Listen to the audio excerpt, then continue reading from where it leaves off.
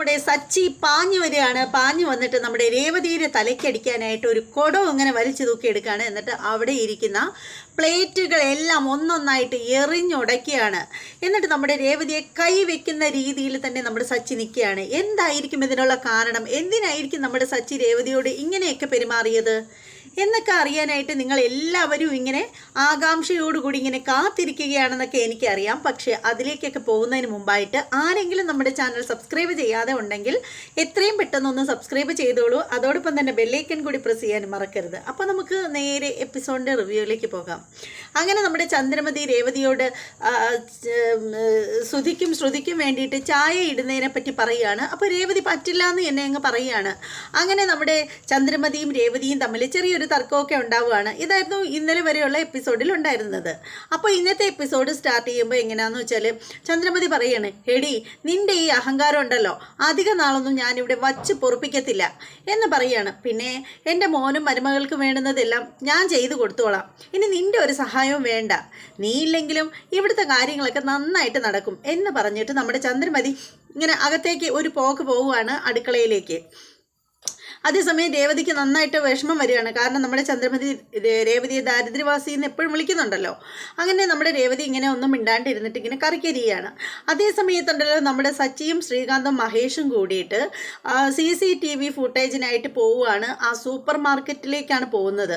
അങ്ങനെ അവർ അകത്ത് ചെല്ലുകയാണ്. എന്നിട്ട് ആ സൂപ്പർ മാർക്കറ്റിലെ മാനേജറെ നേരിട്ട് കാണുകയാണ്. എന്നിട്ട് പുള്ളിയോട് നമ്മുടെ ശ്രീകാന്ത് ചോദിക്കുകയാണ്, സാറിന് എന്നെ അറിയില്ലേ? ഞാൻ ഇപ്പോൾ അടുത്ത സമയത്തായിട്ട് ഒരു CCTV ഫുട്ടേജിനായിട്ട് വന്നിട്ടുണ്ടായിരുന്നല്ലോ ഇവിടെ. എന്നിട്ട് പറയുകയാണ്, അതായത് വണ്ടിയിൽ കഞ്ചാവ് വെച്ച കേസിലുള്ള ആ ഒരു സംഭവത്തിന് എന്നിങ്ങനെ പറയുമ്പോൾ പുള്ളിക്ക് മനസ്സിലാവുകയാണ്. അപ്പോൾ അദ്ദേഹം പറയുകയാണ്, അതെ ഇപ്പോൾ എനിക്ക് മനസ്സിലാവുന്നു, ഇപ്പം എന്താ നിങ്ങൾക്ക് വേണ്ടത്?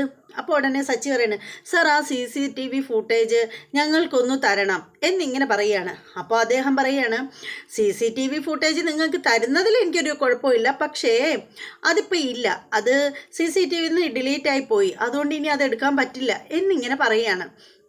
അപ്പോൾ സച്ചി പറയണ, അയ്യോ സാർ അങ്ങനെ പറയല്ലേ, എങ്ങനെയെങ്കിലും അതൊന്ന് എടുത്തു തരണം, അതുണ്ടെങ്കിലേ എൻ്റെ ജീവിതം മുന്നോട്ട് പോവുള്ളൂ. കാരണം എന്നെ മനഃപൂർവ്വം ചതിച്ചതാണ്. എൻ്റെ വണ്ടിയിൽ കഞ്ചാവ് വെച്ചവന്മാരെ ഞാൻ കണ്ടുപിടിച്ചു. പക്ഷേ പോലീസുകാർ പറയുന്നത് അവന്മാരെ അറസ്റ്റ് ചെയ്യണം എന്നുണ്ടെങ്കിൽ അതിന് വ്യക്തമായിട്ടുള്ള ചില തെളിവുകൾ വേണമെന്നാണ്. അതിനു വേണ്ടിയിട്ടാണ് ഞാൻ ഇങ്ങോട്ട് വന്നത്. സാർ ഞങ്ങളെ നിരാശപ്പെടുത്തരുത് എന്നൊക്കെ പറയുകയാണ്. അപ്പോൾ അതിനുശേഷം സച്ചി പറയാണ്, സാർ ആ ഒരു കേസിലായതിനെ തുടർന്ന് എൻ്റെ വണ്ടി മുഴുവനും പോലീസുകാർ നശിപ്പിച്ചു. ഇപ്പോൾ 2 ലക്ഷം രൂപ കൂടി വർക്ക്ഷോപ്പിൽ വണ്ടിക്ക് കൊടുത്തിട്ട് പോലും അതിൻ്റെ പണി എങ്ങും തൊട്ടിട്ടില്ല. അത് ഇനിയും ഒരുപാട് പൈസ അതിന് ചിലവാക്കും. അതോടുകൂടി ഞാൻ ഒരുപാട് കടക്കെണിയിലായെന്ന് വേണമെങ്കിലും പറയാം. അതുകൊണ്ട് എന്നെ ഒന്ന് രക്ഷിക്കണം പ്ലീസ് സാർ എന്ന് പറഞ്ഞിട്ടൊക്കെ നമ്മുടെ സച്ചി കെഞ്ചുകയാണ്. അപ്പോൾ നമ്മുടെ മാനേജർ പറയണം, എടോ താൻ എന്നോട് എന്ത് പറഞ്ഞിട്ടും ഒരു കാര്യമില്ല, പിന്നെ ഡിലീറ്റ് ആയി പോയ സാധനത്തിന് ഞാൻ എന്ത് ചെയ്യാനൊക്കും? അന്ന് ഇയാൾ ആവശ്യപ്പെട്ടപ്പോൾ ഞാൻ CCTV ഫുട്ടേജ് എടുത്ത് കൊടുത്തതാണ്. ഇയാളുടെ ഫോണിൽ അന്ന് ഇയാൾ വീഡിയോ എടുത്തിട്ട് പോയതാണല്ലോ, പിന്നെ എന്ത് പറ്റി എന്നിങ്ങനെ ചോദിക്കുകയാണ്. അപ്പോൾ ശ്രീകാന്ത് പറയണം, അയ്യോ അത് എൻ്റെ ഫോണിൽ നിന്ന് ഡിലീറ്റ് ആയി പോയി. ഇതാണ് കുഴപ്പം. എടോ തനിക്ക് ആവശ്യമുള്ള ഇത്രയും വിലപ്പെട്ട രേഖകളായിരുന്നെങ്കിൽ തനിക്കത് സൂക്ഷിച്ച് വെക്കാമായിരുന്നില്ലേ? പിന്നെ ഇവിടെയാണെങ്കിൽ ഞങ്ങൾ ഒരാഴ്ച വരെ മാത്രമേ CCTV ഫുട്ടേജ് ഇട്ടിരിക്കത്തുള്ളൂ. ഓരോ ആഴ്ചയും നമ്മൾ ക്ലിയർ ആക്കി പോകും. അല്ലാതെ ഇപ്പോൾ ജീവിതകാലം മൊത്തം ഇങ്ങനെ ഓരോ ദിവസത്തെയും ഇങ്ങനെ കൂട്ടി വയ്ക്കാൻ പറ്റില്ലല്ലോ എന്നിങ്ങനെ പറയുകയാണ്. അതിനുശേഷം നമ്മുടെ സച്ചിയും ശ്രീകാന്തും മഹേഷും കൂടി പുറത്തേക്ക് ഇറങ്ങുകയാണ്. അപ്പോൾ സച്ചിയാണെങ്കിൽ ആകെ ദേഷ്യത്തിലാണ്. സച്ചി ശ്രീകാന്തിനോട് ചോദിക്കുകയാണ്, എന്നാലും നിനക്ക് ഒരു വാക്ക് എന്നോട് പറയാമായിരുന്നില്ലേ? നീ എന്തിനാ ഇത് ഒളിപ്പിച്ച് വെച്ചത്? എന്തായിരുന്നു അതിൻ്റെ ആവശ്യം? അന്നായിരുന്നെങ്കിൽ എനിക്ക് ഇത്രയും നഷ്ടങ്ങളൊന്നും വരില്ലായിരുന്നു. ഇതിപ്പോൾ എൻ്റെ വണ്ടി അവന്മാർ കേടാക്കി, എനിക്ക് പേരുദോഷമായി, ഞാൻ വെറുതെ ഒരു പ്രശ്നക്കാരനാണെന്നുള്ള ഇത് വരെയും ചെയ്തു. ഇതിനൊക്കെ കാരണം നിങ്ങളൊക്കെ കൂടെ തന്നെയാണ് എന്നിങ്ങനെ പറയുകയാണ്. അപ്പോൾ ശ്രീകാന്ത് പറയാണ്, അത് ഏട്ടൻ്റെ ദേഷ്യം കാരണമാണ് ശരിക്കും പറയുകയാണെങ്കിൽ എല്ലാം ഒളിച്ചു വെക്കേണ്ടി വരുന്നത്. അതുമാത്രമല്ല ശരിക്കും പറയുകയാണെങ്കിൽ അന്നേരം ഈ CCTV ഫുട്ടേജ് പ്രയോജനപ്പെടുത്തുന്നതിനെ കുറിച്ചൊന്നും ചിന്തിച്ചിട്ടുണ്ടായിരുന്നില്ല. കാരണം അന്നേരം ഏട്ടനെ എങ്ങനെയെങ്കിലും ഒന്ന് പുറത്തിറക്കണമെന്ന് മാത്രമേ ചിന്തയിൽ വന്നിട്ടുണ്ടായിരുന്നുള്ളൂ എന്നിങ്ങനെ ശ്രീകാന്ത് പറയുകയാണ്. അപ്പോൾ ആ സമയത്ത് നമ്മുടെ മഹേഷ് പറയാണ്, എടാ ശ്രീകാന്തേ, ആ സമയത്ത് ആ CCTV ഫുട്ടേജ് കയ്യിലുണ്ടായിരുന്നെങ്കിലുണ്ടല്ലോ ഇവൻ അങ്ങനെ ജയിലിൽ പോലീസ് സ്റ്റേഷനിൽ കിടക്കേണ്ടി വരില്ലായിരുന്നു, പോലീസുകാരുടെ തല്ലുകൊള്ളേണ്ടി വരില്ലായിരുന്നു. ശരിക്കും പറയുകയാണെങ്കിൽ രേവതി പോയിട്ട് ഈ പറയുന്ന പോലീസ് ഉദ്യോഗസ്ഥൻ്റെ ഭാര്യയുടെ കാലൊന്നും പിടിക്കേണ്ടി വരില്ലായിരുന്നു എന്നിങ്ങനെ പറയുകയാണ്. അത് കേൾക്കുമ്പോൾ ശ്രീകാന്ത് ഇങ്ങനെ ഒന്നും മിണ്ടാണ്ടിരിക്കുകയാണ്. അപ്പോൾ സച്ചി ചോദിക്കുകയാണ്, സത്യം പറയടാ, എന്താണ് നീ അത് അന്നേരം എന്നിൽ നിന്ന് ഒളിപ്പിച്ച് വെച്ചതെന്ന് പറഞ്ഞിട്ട് ഭയങ്കരമായിട്ട് ഷൗട്ട് ചെയ്യുകയാണ്. എന്നിട്ട് നമ്മുടെ മഹേഷ് അപ്പോൾ നമ്മുടെ ശ്രീകാന്തിനോട് ചോദിക്കുകയാണ്, അല്ല ശ്രീകാന്തേ, ഞാനൊരു കാര്യം ചോദിക്കട്ടെ, അവന്മാർ കഞ്ചാവ് വെച്ചവന്മാരുടെ CCTV ഫോട്ടോ വെച്ച് കണ്ടപ്പോഴത്തേക്ക് അത് ഗജാനന്ദനാണ് ചെയ്യിച്ചത് എന്നുള്ള കാര്യം നിനക്ക് എങ്ങനെയാണ് മനസ്സിലായത്? നിനക്കത് മനസ്സിലാവേണ്ട ഒരു സാധ്യതയില്ല, കാരണം ഗജാനന്ദനെ നീ ഇതിനു മുമ്പ് കണ്ടിട്ടില്ലല്ലോ എന്ന് പറയണം. അപ്പോൾ അയാൾ ആരാണെന്നൊന്നും നിനക്കറിയില്ലല്ലോ, പിന്നെ നിനക്ക് എങ്ങനെയാണ് പെട്ടെന്ന് അത് അയാളുടെ ആളുകളാണെന്ന് മനസ്സിലായത്?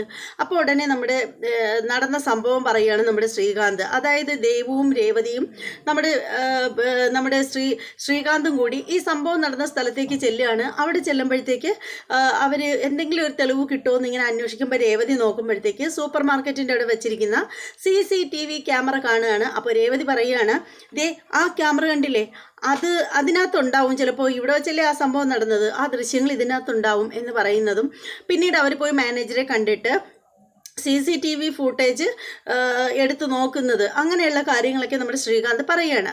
അത് കേൾക്കുമ്പോഴത്തേക്ക് സച്ചി ചോദിക്കുകയാണ്, ഇതൊക്കെ രേവതിക്ക് അറിയായിരുന്നു അല്ലേ, എന്നിട്ട് എന്തിനാ നിങ്ങളെല്ലാവരും കൂടി ചേർന്ന് എന്നിൽ നിന്നും എല്ലാം മറച്ചു വെച്ചത് എന്നിങ്ങനെ ചോദിക്കുകയാണ്.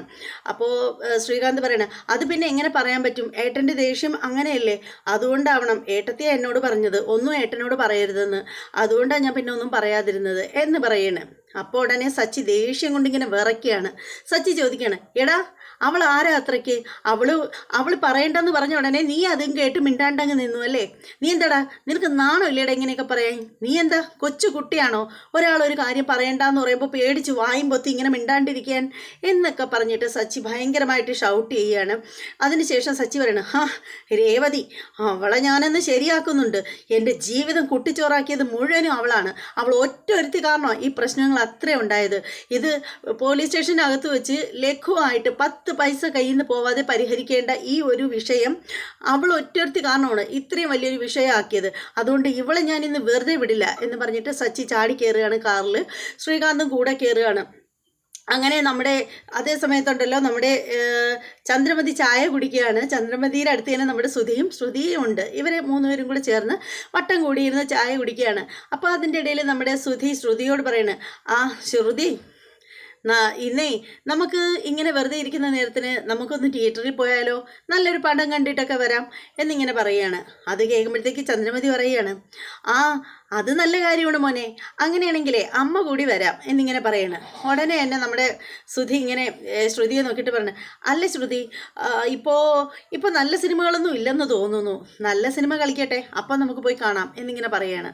അപ്പോൾ ചന്ദ്രമതി ഇങ്ങനെ നോക്കുകയാണ് മോനെ, എന്നിട്ട് പറഞ്ഞു, ഏടാ മോനെ, എനിക്ക് നിന്നെ നന്നായിട്ട് അറിഞ്ഞൂടെ, അമ്മ കൂടി വരുന്നെന്ന് പറഞ്ഞുകൊണ്ടാണല്ലോ നിനക്ക് ഉടനെ സിനിമ നല്ലതൊന്നും ഇല്ലാതായിപ്പോയത്, എന്നാലേ അമ്മ വരുന്നില്ല, മക്കളുമാർ 2 പേരും കൂടി പോയി സിനിമയൊക്കെ കണ്ട് അടിച്ച് പൊളിച്ച് വാ എന്നിങ്ങനെ പറയണം.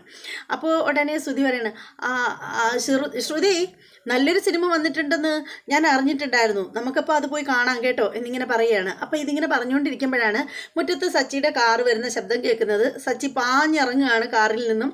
എന്നിട്ട് സിറ്റൗട്ടിൽ കയറിയിട്ട് രേവതി എന്നൊരു വിളിക്കുകയാണ് ഭയങ്കരമായിട്ടുള്ള അലർച്ചയിൽ. അപ്പോൾ ഉടനെ ചന്ദ്രമതി ഇങ്ങനെ നോക്കുകയാണ്, ലവനിതെന്ത് പറ്റി, ഇതെന്തിനാ ഇങ്ങനെ അലറിക്കൊണ്ട് വരുന്നത്? അപ്പോൾ ഉടനെ തന്നെ ശ്രുതി ചോദിക്കുകയാണ്, എന്താമ്മേ സച്ചിക്ക് എന്താ പറ്റിയത്, സച്ചി എന്തിനാ ഇങ്ങനെ ഒച്ചയെടുത്ത് വിളിക്കുന്നത് എന്നിങ്ങനെ ചോദിക്കുകയാണ്. അപ്പോൾ ഉടനെ ചന്ദ്രമതി പറയണേ, എൻ്റെ പൊന്നു മക്കളെ, നിങ്ങൾ ഇനി ഒരു സിനിമയ്ക്കും പോകണ്ട, സിനിമയിൽ പോയി കാണുന്നതിനേക്കാളും രസകരമായ കാഴ്ചകളെ ഇനിയിപ്പോൾ ഇവിടെ തന്നെ കാണാൻ പറ്റും നിങ്ങൾക്ക്. അവനവൻ്റെ പ്രാന്തളവി, ഞാൻ നിന്നോട് പറഞ്ഞില്ലേ മോളെ ശ്രുതി, ഇവനെ ഇന്ന് രേവതിയെ എടുത്ത് ഇങ്ങനെ തലയിൽ വെക്കുവാണെങ്കിൽ നാളെ പടാന്ന് പറഞ്ഞങ്ങ് ഇടുമെന്ന്, ഇതാ ഇവൻ്റെ സ്വഭാവം. ഇന്നേ അടിയും ഇടിയും ചവിട്ടൊക്കെ ഇവിടെ തന്നെ നമുക്ക് കാണാം, അതുകൊണ്ടേ നിങ്ങൾ ഇന്നത്തെ ദിവസം എന്തായാലും സിനിമയ്ക്ക് പോകണ്ട, കണ്ണിനെ കൗതുകമുള്ള കാഴ്ചകൾ നിങ്ങളിപ്പോൾ കണ്ടോ എന്നിങ്ങനെ പറയുകയാണ്.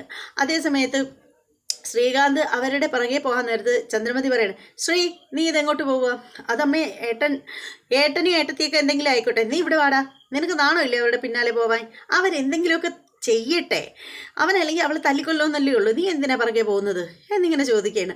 അപ്പോൾ ഉടനെ ശ്രീകാന്ത് പറയണേ, എന്താ അമ്മ എന്താ ഇങ്ങനെയൊക്കെ, കഷ്ടം തന്നെ നിങ്ങളുടെ സ്വഭാവം എന്നിങ്ങനെ ശ്രീകാന്ത് പറയുകയാണ്. അങ്ങനെ നമ്മുടെ സച്ചി അവിടെയൊക്കെ രേവതി എന്ന് പറഞ്ഞ് അലറി വിളിക്കുകയാണ്. അതിനുശേഷം നേരെ ശരിക്കും പറയുകയാണെങ്കിൽ രേവതി അടുത്ത് വരുന്നത് വരെ വെയിറ്റ് ചെയ്യാനുള്ള സമയം പോലും സച്ചിക്കില്ല. സച്ചി പെട്ടെന്ന് എന്നെ ചന്ദ്രമതിയോട് ചോദിക്കണം, നിങ്ങൾ കേട്ടില്ലേ ഞാൻ രേവതിയെ വിളിക്കുന്നത്, രേവതി എവിടെ പോയെന്ന് പറയാൻ എന്ന് പറഞ്ഞിങ്ങനെ അലറിയാണ് നമ്മുടെ സച്ചി. അപ്പോൾ ആ സമയത്ത് ചന്ദ്രമതി പറയണം, ആഹാ രേവതിയെ കണ്ടില്ലേ നീ, ആ രേവതിയെ എന്നാൽ എവിടെയുണ്ടെന്ന് ഞാൻ പറഞ്ഞു തരാം, എൻ്റെ സൈഡ് ബാഗില്ലേ അവിടെ കിടപ്പുണ്ട്, അതിനകത്ത് കയറ്റി അടച്ചു വെച്ചിരിക്കുക ഞാൻ അവളെ എന്നിങ്ങനെ പറയണം. അപ്പോൾ ഉടനെ സച്ചി ചോദിക്കണം, ദേ എൻ്റെ അടുത്ത് കളിക്കാൻ വന്നാലുണ്ടല്ലോ തള്ളയിടണമെന്നും ഞാൻ നോക്കില്ല, എൻ്റെ സ്വഭാവം മാറും പറഞ്ഞേക്കാം എന്നിങ്ങനെ പറയുകയാണ്. എന്നിട്ട് സച്ചി നേരെ രേവതി വിളിച്ചുകൊണ്ട് അടുക്കളയിലേക്ക് ചെല്ലുകയാണ്. നോക്കുമ്പോൾ അടുക്കളയിൽ തിരിഞ്ഞു നിന്ന് കറി ഇളക്കുകയാണ് നമ്മുടെ രേവതി. അപ്പോൾ അങ്ങോട്ടേക്ക് സച്ചി പാഞ്ഞുകൊണ്ട് ചെല്ലുകയാണ്. എടി എന്നിങ്ങനെ വിളിക്കുകയാണ്. രേവതി പെട്ടെന്ന് ഇങ്ങനെ പൊട്ടി തിരിഞ്ഞ് നോക്കുമ്പോൾ രേവതി പേടിച്ചു പോവുകയാണ്. സച്ചിയുടെ ആ ഒരു കണ്ണൊക്കെ തള്ളി വെച്ചുകൊണ്ടുള്ള ഇങ്ങനെയൊക്കെയുള്ള ആ ഒരു നിപ്പൊക്കെ കാണുമ്പോഴത്തേക്ക് രേവതി ചോദിക്കണം, എന്താ നിങ്ങൾക്ക് എന്താ പറ്റിയത്, എന്തിനാ നിങ്ങളിങ്ങനെ ദേഷ്യപ്പെടുന്നത് എന്നിങ്ങനെ ചോദിക്കുകയാണ്. നിർത്തടി നിൻ്റെ അഭിനയം, നീ അഭിനയിക്കാൻ മിടിക്കുകയാണെന്നേ നീ വീണ്ടും തെളിയിച്ചുകൊണ്ടിരിക്കുകയാണ്. എടി നീ വാ തുറന്നാൽ കള്ളത്തരേ പറയുള്ളൂ, നിന്നെ വിവാഹം കഴിച്ചത് എൻ്റെ ജീവിതത്തിലെ ഏറ്റവും വലിയ തെറ്റ് എന്നൊക്കെ ഇങ്ങനെ പറയണം. അപ്പോൾ രേവതി ചോദിക്കണം, എന്തിനാ ഇങ്ങനെയൊക്കെ പറയുന്നത്, എന്തിനാ ദേഷ്യപ്പെടുന്നത് എന്നിങ്ങനെ ചോദിക്കണം. സച്ചി അവിടെ ഇരുന്ന കുറേ വെളുത്ത പ്ലേറ്റുകളുണ്ടായിരുന്നു, അതെല്ലാം പറക്കി തറയിലെറിഞ്ഞ് പൊട്ടിക്കുകയാണ് സച്ചി. അപ്പോൾ രേവതി ഇങ്ങനെ പേടിച്ച് നിൽക്കുകയാണ്. അപ്പോൾ രേവതി ചോദിക്കണേ, എന്തിനാ ദേഷ്യപ്പെടുന്നത്, സമാധാനപ്പെട്, എന്താ നിങ്ങൾക്ക് പറ്റിയത് എന്നൊക്കെ ഇങ്ങനെ ചോദിക്കുകയാണ്. അപ്പോൾ സച്ചി ഇങ്ങനെ രേവതിയുടെ അടുത്തേക്ക് പാഞ്ഞുകൊണ്ട് വരികയാണ്. രേവതി ഇങ്ങനെ ബാക്കിലേക്ക് പോവുകയാണ്. ഒടുവിൽ ഒരു സ്ലോവിൽ തട്ടി രേവതി ഇങ്ങനെ നിൽക്കുകയാണ്, ഭിത്തിയിൽ തട്ടി ഇങ്ങനെ നിൽക്കുകയാണ്. അപ്പോൾ ആ സമയത്ത് സച്ചി അടുത്തിട്ട് നിന്നിട്ട് പറയണം, എടി നീ ഇത്രയും നാൾ എൻ്റെ മുന്നിൽ അഭിനയിക്കുകയായിരുന്നു അല്ലേടി, നീ എന്നെ ചതിക്കുകയായിരുന്നു അല്ലേ എന്നൊക്കെ ചോദിക്കുകയാണ്. അപ്പോൾ അവിടെ ഇരിക്കുന്ന ചന്ദ്രമതിയും അതുപോലെ ശ്രുതിയും എല്ലാവരും അവിടെ വന്ന് അതിൻ്റെ അവിടെ കുറച്ച് അങ്ങോട്ടേക്ക് മാറി നിന്നിട്ട് ഇങ്ങനെ നോക്കുകയാണ്, കാഴ്ച കണ്ടുകൊണ്ടിരിക്കുകയാണ്. അപ്പോൾ സച്ചി ചോദിക്കുകയാണ്, സത്യം പറയടി, എൻ്റെ വണ്ടിയിൽ ആരാടി കഞ്ചാവ് വെച്ചത് എന്നിങ്ങനെ ചോദിക്കണം. അപ്പോൾ രേവതി പേടിച്ചു പോവുകയാണ്. അപ്പോൾ ഉടനെ പറയണം, എടി ആരാണെന്ന്. അപ്പോൾ രേവതി ഇങ്ങനെ ഒന്നും മിണ്ടാതെ വയ്ക്കുമ്പോഴത്തേക്ക് സച്ചി വയ്ക്കണം, ഗജാനന്ദനല്ലേ എടി എൻ്റെ വണ്ടിയിൽ കഞ്ചാവ് വെച്ചത് എന്ന് ചോദിക്കുമ്പോൾ രേവതി ഇങ്ങനെ പേടിച്ചു പോയി. അപ്പോൾ ഉടനെ സച്ചി പറയണേ, എടി നിനക്കത് അറിയാമായിരുന്നിട്ട് നീ എന്നിൽ നിന്നും ഒളിച്ചു വെച്ചു, അപ്പോൾ നീ അവന് സൈഡാ അല്ലേ എന്നിങ്ങനെ ചോദിക്കുകയാണ്. അപ്പോൾ രേവതി പറഞ്ഞു, അയ്യോ അങ്ങനെയൊന്നും വിചാരിക്കല്ലേ, നിങ്ങൾ എന്നെ തെറ്റിദ്ധരിച്ചിരിക്കുകയാണ്, ഞാൻ എല്ലാം നിങ്ങളോട് പറയാം, വേണ്ട ഇനി നീ ഒരക്ഷരം പറയണ്ട, ഇത്ര നാളും നീ പറഞ്ഞില്ലല്ലോ, എത്ര നാളുണ്ട് ഞാൻ അവനെ തിരഞ്ഞു നടക്കുമായിരുന്നു, എൻ്റെ സമയം അത്രയും വേസ്റ്റായി, എൻ്റെ കാശ് മുഴുവനും പോയി, ഞാൻ കടക്കെണിയിലായി, എല്ലാത്തിനും കാരണം നീ ഒറ്റൊരുത്തിയാണ് എന്നിങ്ങനെ പറയുകയാണ്. എടി നീ കാരണമാണ് ഞാനും ആ ഗജാനന്ദനും തമ്മിൽ പ്രശ്നം ഉണ്ടായത്. ആദ്യം വിവാഹ മണ്ഡപത്തിൽ വെച്ച് പ്രശ്നം ഉണ്ടായി, അതിനുശേഷം നിന്റെ വീട്ടിൽ വന്നപ്പോൾ അവൻ അവിടെ വന്നു, അവിടെ വെച്ചും പ്രശ്നം ഉണ്ടായി. എല്ലാത്തിനും കാരണം നീ ഒറ്റൊരുത്തിയാണ്, നിനക്ക് വേണ്ടി മാത്രമാണ് അവനുമായിട്ട് ഞാൻ പ്രശ്നം ഉണ്ടായത്. അതിൻ്റെ പേരിൽ എന്തെല്ലാമാണ് ഞാൻ അനുഭവിക്കേണ്ടി വരുന്നത്. അതിനുശേഷം ഞാൻ അവനെ പലതവണ തല്ലേണ്ടി വന്നു. അങ്ങനെയുള്ള അവസ്ഥകളൊക്കെ ഉണ്ടായതിന് പിന്നിൽ നീ ഒറ്റൊരുത്തിയ കാരണം.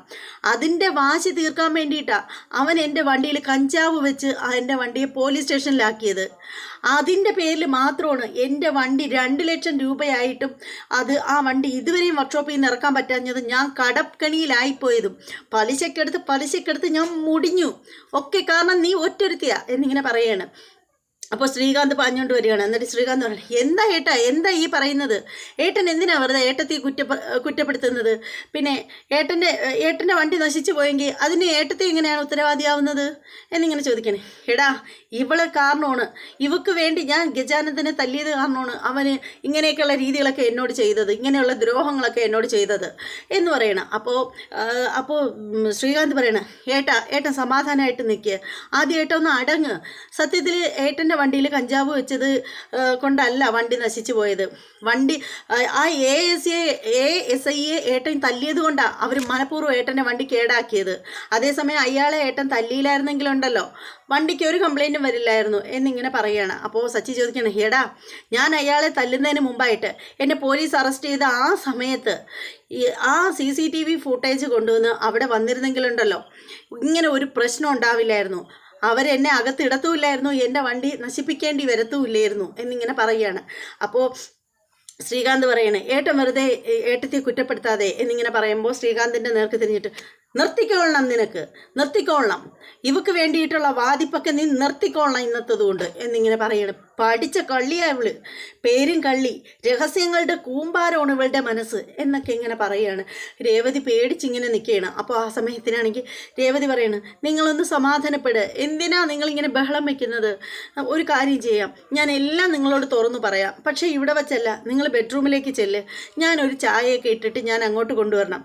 എടി, എൻ്റെ പട്ടിക്ക് വേണം നിൻ്റെ ചായ എന്ന് പറഞ്ഞിട്ട് പുള്ളിക്കാരൻ അവിടെ ഇരുന്ന എന്താ പറയുന്ന ഒരു സ്റ്റീലിൻ്റെ കുടം ഉണ്ടല്ലോ, അതിങ്ങനെ വലിച്ചെടുത്തിട്ട് രേവതിയുടെ തലയിലേക്ക് അടിക്കാനായിട്ട് ഓങ്ങുകയാണ്. അപ്പോൾ രേവതി ഇങ്ങനെ പേടിച്ചിങ്ങനെ ആയി പോവുകയാണ്. അപ്പോൾ എന്നിട്ട് സച്ചി എന്ത് ചെയ്യുന്നു, ആ കുടം വലിച്ച് ദൂരേക്ക് അങ്ങ് എറിയുകയാണ്. ഭയങ്കരമായ ശബ്ദത്തിൽ കുടമെന്ന് വീഴുകയാണ്. അപ്പോൾ ആ സമയത്താണ് നമ്മുടെ എന്താ പറയുന്നത്, രവീന്ദ്രൻ അങ്ങോട്ടേക്ക് വരികയാണ്. രവീന്ദ്രൻ ചോദിക്കുക, എന്താ ചന്ദ്രേ, എന്താ ഇവിടെ നടക്കുന്നത്, എന്താ ഇവിടെ ഒരു ഒച്ചയും ബഹളം? അപ്പോൾ ഉടനെ ചന്ദ്രമതി പറയണം, കണ്ടില്ലേ നിങ്ങളുടെ സൽപുത്രൻ്റെ കൂത്താട്ടം, പോയി നോക്ക്, നിങ്ങളുടെ പുന്നാര മരുമകളും മോനും കൂടി അവിടെ എന്താ നടക്കുന്നതെന്ന് നോക്ക്. ഞാൻ അപ്പോഴേ പറഞ്ഞില്ലേ അവളൊരു കള്ളിയാണെന്ന്, നിങ്ങൾ ആരെങ്കിലും കേട്ടോ? ചന്ദ്രേ, നാവടക്ക്. ഉടനെ രവീന്ദ്രൻ അങ്ങോട്ട് നോക്കുമ്പോഴത്തേക്ക് സച്ചി ഇങ്ങനെ കട്ടയ്ക്ക് നിൽക്കുകയാണ് രേവതിയുടെ അടുത്ത്. രേവതി പേടിച്ചിങ്ങനെ നിൽക്കുകയാണ്. അപ്പോൾ സച്ചിയോട് രവീന്ദ്രൻ ചോദിക്കുകയാണ്, സച്ചി എന്താണ് ഈ കാണിക്കുന്നത്? നീ എന്തിനാണ് മോളോട് ദേഷ്യപ്പെടുന്നത്? അടങ്ങ്, നീ എന്തിനാ ഇങ്ങനെ ആളിക്കത്തുന്നത് എന്ന് ചോദിക്കുകയാണ്. ഉടനെ സച്ചി പറയണം, അച്ഛൻ്റെ ഈ പുന്നാര മരുമോളുണ്ടല്ലോ, അച്ഛൻ എപ്പോഴും ഇവക്ക് വേണ്ടി വാദിച്ചുകൊണ്ടേയിരുന്നു. ഇവള് ഭയങ്കര കള്ളിയാണെന്ന് എനിക്ക് ഇന്നാ മനസ്സിലായത്. ഇവള് വെറും കള്ളി മാത്രമല്ല, ഇവള് ഒരു ഹരിശ്ചന്ദ്രത്തിയാണ്. ഇവളുടെ മനസ്സ് നിറയെ ഉണ്ടല്ലോ നിഗൂഢതകളാണ് എന്നിങ്ങനെ പറയാണ്. അത് കേൾക്കുമ്പോൾ രവീന്ദ്രൻ കാര്യം തിരക്കുകയാണ്. അപ്പോൾ സച്ചി പറയാണ്, അച്ഛാ, ഇവളെൻ്റെ ജീവിതത്തിൽ എന്ന് വന്നു അന്ന് തുടങ്ങിയതാണ് എൻ്റെ തകർച്ച. ചന്ദ്രമതിക്ക് കുളിര് കോരി അത് കേട്ടോ. എന്നിട്ട് പറയണ്, എൻ്റെ വണ്ടി എനിക്ക് നഷ്ടപ്പെട്ടു, ലക്ഷക്കണക്കിന് രൂപയുടെ കടക്കാരനായി, ഞാൻ കടക്കെണിയിലായി, പലിശ കൊടുത്ത് ഞാൻ മുടിഞ്ഞു, ഡ്യൂ അടയ്ക്കാൻ പറ്റാതെ ഞാൻ കഷ്ടപ്പെടുന്നു, എൻ്റെ വണ്ടി ഇപ്പോഴും എനിക്ക് എടുക്കാൻ പറ്റിയിട്ടില്ല, എല്ലാത്തിനും കാരണക്കാരി ഇവളൊറ്റൊരുത്തിയാണ്. ചന്ദ്രമതി ഉടനെ, ഇപ്പം ഞാൻ പറഞ്ഞത് സത്യമാണെന്ന് ഇപ്പം എല്ലാവർക്കും മനസ്സിലായല്ലോ, ഇവളൊരു രാശിയില്ലാത്ത പെണ്ണാണെന്നുള്ള കാര്യം ഞാൻ എപ്പോഴും പറയുമ്പോൾ നിങ്ങൾ എല്ലാവരും എതിർത്തുകൊണ്ടിരുന്നില്ല, ഇപ്പം മനസ്സിലായോ അത് സത്യമാണെന്ന്? ഉടനെ രവീന്ദ്രൻ പറയണേ, ചന്ദ്രേ നിർത്ത്, നിന്റെ നാവാട്ടം നിർത്തിക്കൊള്ളണം, നീ എന്താ എരുതിയിൽ എണ്ണ ഒഴിക്കുകയാണോ? ഉടനെ ചന്ദ്രമതി ഇങ്ങനെ മിണ്ടാതെ, ചന്ദ്രമതിക്ക് ഭയങ്കര സന്തോഷം. ഉടനെ രേവതി ഇങ്ങനെ പേടിച്ചിരിക്കുകയാണ്. അപ്പോൾ എന്നിട്ട് രവീന്ദ്രൻ ചോദിക്കണം, എടാ മോനെ സച്ചി, നിൻ്റെ ഈ തലയിലെ കെട്ട് എന്ത് ചെയ്തതാടാ? അപ്പോൾ ഉടനെ തന്നെ ശ്രീകാന്ത് പറയണേ, അത് അച്ഛാ, അന്ന് വിവാഹ മണ്ഡപത്തിൽ വെച്ച് ഒരാൾ ഏട്ടത്തിയുടെ കൈ പിടിച്ച് വലിച്ചില്ലായിരുന്നോ, അന്ന് ഏട്ടൻ അയാളെ തല്ലിയില്ലായിരുന്നോ, അയാൾ ഏട്ടൻ്റെ തല അടിച്ചു പൊട്ടിച്ചതാണ്, അയാളുടെ ഏട്ടൻ ഇന്ന് പോയി വഴക്കിട്ടു. അങ്ങനെ എന്തിനാടാ നീ അയാളോട് പോയി വഴക്കിട്ടത്, എന്തിനാടാ കാരണം എന്നിങ്ങനെ ചോദിക്കുകയാണ്. അപ്പോൾ ഉടനെ നമ്മുടെ ശ്രീകാന്ത് പറയണം, അച്ഛാ, അന്നത്തെ ആ വണ്ടിയിൽ കഞ്ചാവ് കയറ്റിയ സംഭവം ഇല്ലേ, അതിൻ്റെ അന്നത്തെ ആ ഒരാളായിരുന്നു, ആ ഗജാനന്ദൻ എന്ന് പറയുന്ന ആൾ. അപ്പോൾ ഇയാളാണെന്ന് ഇപ്പം ഏട്ടന് മനസ്സിലായിട്ടുണ്ട്, അതുകൊണ്ടാണ് ഏട്ടൻ പ്രതികരിച്ചത്, അയാളെ പോയി കണ്ടു, അയാൾക്ക് തല്ലു കൊടുത്തപ്പോൾ തിരിച്ചും കിട്ടിയ കാര്യങ്ങളൊക്കെ ശ്രീകാന്ത് പറയുകയാണ്.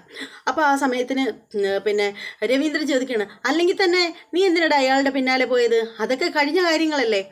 അല്ലച്ചാ, എന്ത് കഴിഞ്ഞ കാര്യം, ഇവക്ക് നന്നായിട്ട് അറിയായിരുന്നു, അന്ന് എൻ്റെ വണ്ടിയിൽ കഞ്ചാവ് കടത്തിയവനെ ഞാൻ അന്വേഷിച്ച് നടക്കുകയായിരുന്നു എന്നുള്ള കാര്യം ഇവക്ക് നന്നായിട്ട് അറിയായിരുന്നു.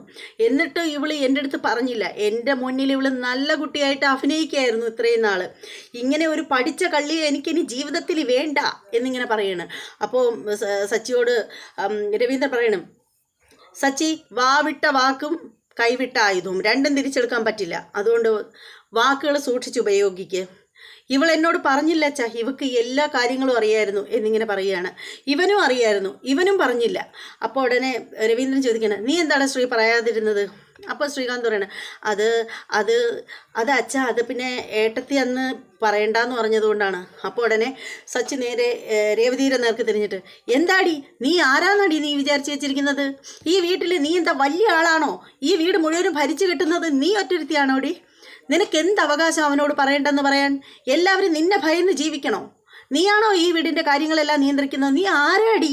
നീ ആരാന്നാ നിൻ്റെ വിചാരം എന്നൊക്കെ രേവതിയോട് ചോദിക്കണേ. രേവതിയാണെങ്കിൽ സത്യത്തിൽ ശ്രുതിയൊക്കെ കേൾക്കുകയൊക്കെ ചെയ്യുന്നു. രേവതിക്കാണെങ്കിൽ ആകെ നാണക്കേടായിട്ട് ഇങ്ങനെ നിൽക്കുകയാണ് രേവതി. അപ്പോൾ ആ സമയത്ത് ആ സമയത്ത് നമ്മുടെ രവീന്ദ്രൻ പറയണേ, നീ എന്തിനാ മോളോട് ദേഷ്യപ്പെടുന്നത്? ഇവളോട് ദേഷ്യപ്പെടാതിരിക്കാനോ? ഇവക്കറിയായിരുന്നു അച്ഛാ, ആ കാര്യങ്ങൾ മുഴുവനും നടന്നത് മുഴുവനും ഇവക്കറിയായിരുന്നു. ഗജാനന്ദനാണ് ഇത് ചെയ്തതെന്ന് ഇവക്ക് അറിയാമായിരുന്നു. എന്നിട്ടും ഇവൾ ശ്രീയെ വിലക്കി. എന്നിട്ട് ഇവൾ എന്നോട് ഒരു വാക്ക് പറഞ്ഞില്ല. എന്താ അച്ഛാ, നമ്മുടെ ജീവിതത്തിൽ എന്ത് നടന്നാലും ഞാൻ അറിയണ്ടേ ഇത് എന്നിങ്ങനെ ചോദിക്കുകയാണ്. അപ്പോൾ രവീന്ദ്രൻ ചോദിക്കുകയാണ്, നമ്മുടെ രേവതിയോട് ചോദിക്കുകയാണ്, മോൾ ഇത്തരം കാര്യങ്ങളൊക്കെ ഉണ്ടായിട്ട് ആ ഗജാനന്ദനാണ് ഇത് ചെയ്തതെന്നുള്ള കാര്യം എന്തുകൊണ്ടാണ് സച്ചിയോട് പറയാതിരുന്നത്? അതെന്താ അങ്ങനെ എന്നിങ്ങനെ ചോദിക്കുകയാണ്. അപ്പോൾ രേവതി പറയണ്, ഞാൻ പറയാം അച്ഛാ, ഞാൻ പറയാം എന്നിങ്ങനെ പറയുമ്പോൾ ചന്ദ്രമതി പറയണേ, അവളിനി കുറേ പറയും, ദേ ഇവള് കള്ളിയാണ് കള്ളി എന്നിങ്ങനെ പറയണ്. അപ്പോൾ രവീന്ദ്രൻ പറയണേ, ചന്തേ നിർത്ത് എന്നിങ്ങനെ പറയണ്. അപ്പോൾ രേവതി പറയണം, ഞാൻ പറയാം അച്ഛാ, അത് വേറൊന്നും കണ്ടല്ല. ഇദ്ദേഹത്തിൻ്റെ ദേഷ്യം ഇപ്പം തന്നെ അച്ഛൻ കണ്ടില്ലേ? എനിക്ക് പേടിയായിരുന്നു, എൻ്റെ മനസ്സിൽ ഭയമായിരുന്നു.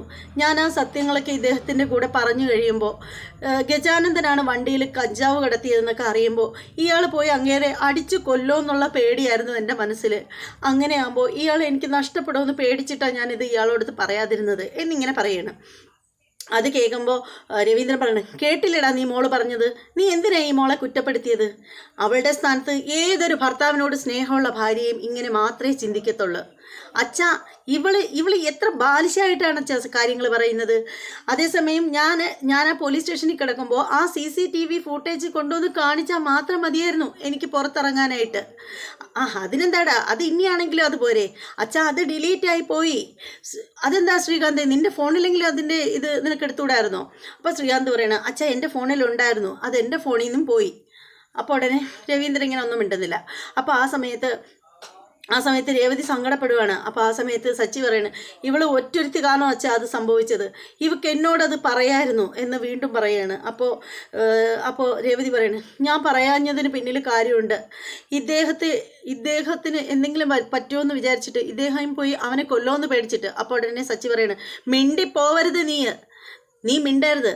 പക്ഷേ ആ കാര്യം ഞാൻ അറിഞ്ഞിരുന്നെങ്കിലുണ്ടല്ലോ, എൻ്റെ വണ്ടി ഇങ്ങനെ ഞാൻ ഇങ്ങനെ ഒരു കടക്കാരനാവില്ലായിരുന്നു, എൻ്റെ വണ്ടി നശിച്ചു പോവില്ലായിരുന്നു. ഇപ്പതേ കൂലിക്ക് കണ്ണി കണ്ടവൻ്റെ വണ്ടി ഓടിക്കേണ്ട ഗതികേട് എനിക്ക് വരില്ലായിരുന്നു എന്നിങ്ങനെ പറയണം. അപ്പോൾ രേവതി പറയണ്, അതെ, നിങ്ങൾ കടക്കണിയിലായി, ശരിയാണ്, അതൊക്കെ എനിക്കറിയാം. പക്ഷേ കടം നിങ്ങൾ വിചാരിച്ചാൽ ഇന്നല്ലെങ്കിൽ നാളെ അല്ലെങ്കിൽ എന്നെങ്കിലും തീർക്കാൻ നിങ്ങൾക്ക് പറ്റും. നിങ്ങൾ ഒരു എടുത്തുചാട്ടത്തിന് അവനെ കൊന്നു കഴിഞ്ഞ് നിങ്ങൾ ജയിലിൽ പോവുകയാണെങ്കിൽ ആ നഷ്ടം എങ്ങനെ തീർക്കാൻ പറ്റും? എനിക്ക് പിന്നെ നിങ്ങളെ എങ്ങനെ കിട്ടും എന്നിങ്ങനെ ചോദിക്കണം.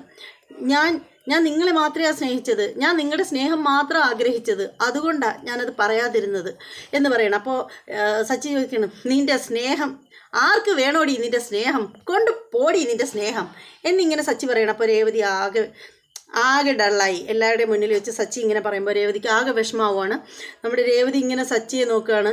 സച്ചി ആണെങ്കിലോ വെട്ടുപോത്തിൻ്റെ കണക്ക് ഇങ്ങനെ രേവതിയെ നോക്കുകയാണ്. അങ്ങനെ ഇന്നത്തെ എപ്പിസോഡ് അടിപൊളിയായിട്ട് തീർന്നിരിക്കുകയാണ്. ഇനി ഇതിൻ്റെ ബാക്കി എന്താണ്, ഇനി ഇവർ തമ്മിൽ എന്താവും എന്നൊക്കെ അറിയണമെന്നുണ്ടെങ്കിൽ ഇന്ന് രാത്രിയിലത്തെ പ്രൊമോ വീഡിയോ വരുമ്പോൾ നമുക്ക് ഏകദേശ കാര്യങ്ങളൊക്കെ മനസ്സിലാവും.